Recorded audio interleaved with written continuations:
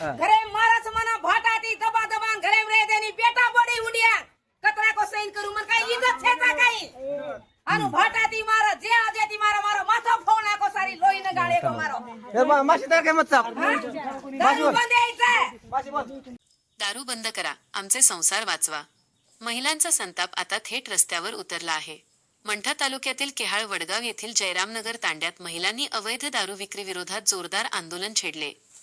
शनिवारी सकाळी 11 वाजता काढलेल्या रॅलीत महिलांनी हातात घरगुती अवजारे घेऊन दारू विक्री तातडीने बंद करण्याची मागणी केली. महिलांच्या म्हणण्यानुसार गाव, फाटा, नायगाव टोल नाका ते जयपूर रोड परिसरात कथित अवैध दारू विक्री सुरू असून त्यामुळे अनेक कुटुंबांचे संसार विस्कळीत होत आहेत. घरातील शांतता बिघडत असून मुलांवरही त्याचा परिणाम होत असल्याची भावना महिलांनी व्यक्त केली.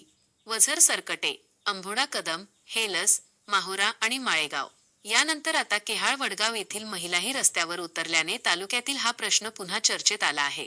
महिलांनी पोलीस प्रशासनाकडे अवैध दारू विक्री विरोधात कठोर कारवाईची मागणी केली असून या आंदोलनाकडे संपूर्ण तालुक्याचे लक्ष लागले आहे.